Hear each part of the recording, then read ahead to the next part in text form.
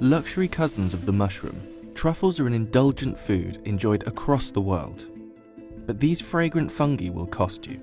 In 2014, the world's largest white truffle was flown to New York, accompanied by a security guard, and sold at auction for $61,000. Discovered in Italy, this gigantic fungus weighed almost 2 kilos.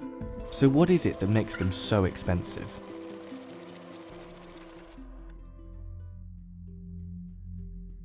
There are a lot of types of truffle. There are at least 40 species, many of which aren't edible, and new species have been discovered as recently as 2018. You've probably seen luxury truffle products in supermarkets or fancy restaurants, but the unique truffle flavour you recognise might not be real truffle at all. Cheap truffle oil often hasn't been anywhere near a real truffle. Many cheaper truffle products use 2,4-dithiopentane, a synthesized compound containing one of the main aromatic components of foot odour, guaranteed to give it that earthy taste. Real truffles are seasonal and pricey, with a short shelf life. They were originally sniffed out using truffle pigs, but while pigs are very good at finding truffles, they're also very good at eating them too. And these days, dogs are much more common truffle hunting companions. These fungi can be found across the world, but they all require a very specific climate to grow. While different varieties may have somewhat different requirements, one thing is certain: you can't have truffles without trees. Truffles are always found with trees, and they have to be the right type of trees. Under the ground, the truffle is just the fruiting body, so in accordance with an apple. And we've also got a lot of then what we call the mycelium, microscopic level threads, up to 100 metres in a teaspoon of soil. And this mycelium is actually attached to the roots of a tree, like the fingers on a glove onto a hand. And it sort of extends the reach of the tree out, and it actually takes up water and nutrients and passes them through the tree, and the tree gives it sugars in return, so to help the truffles, the fruit, develop. Even when you have exactly the right conditions, truffles aren't guaranteed, and hunting them is a labour-intensive process. Once you know where to look, you have to sniff out and dig up each truffle by hand, and they can be tricky to find. Good boy, thank you, good boy, come. So he's told us it's there, it's still in the ground, so do I want to take it out of the ground or not? It all depends on if it's ripe. If it's unripe, there's no point in having it. So the nose comes into play, and we actually sniff the ground for it.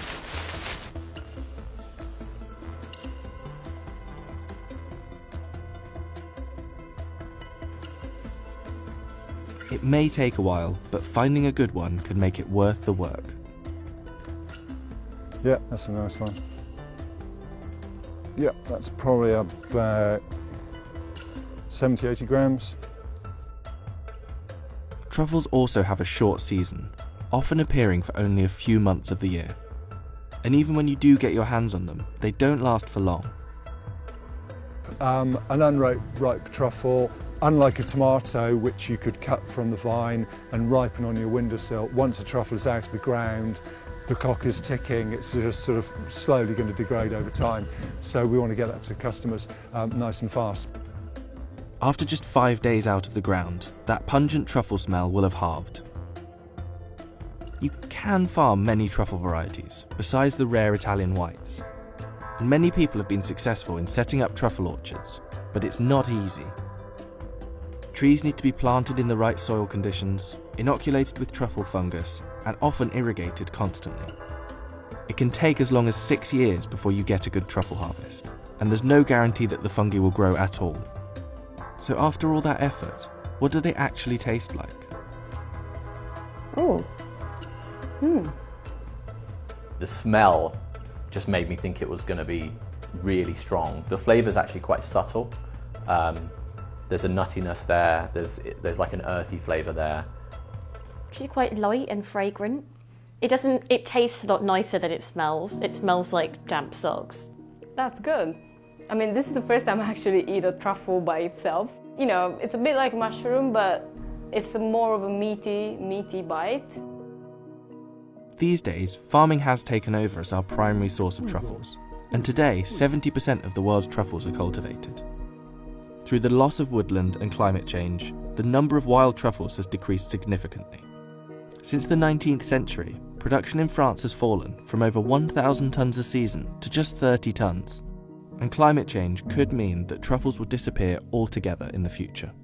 The weather conditions are so important, not just immediately over the whole season. We're getting much lower numbers and much lower average size. A truffle is something like 70% water, so it needs rainfall to help it grow. Some UK truffle scientists are thinking that your traditional areas, the climate is going to move further north, and they're not going to have a truffle industry within, I think, perhaps 50 years. There's threats, there's opportunities, but rain, we do need rain. When we get a dry summer, the holiday makers are delighted, but I keep crossing my fingers for a bit of rain every now and again.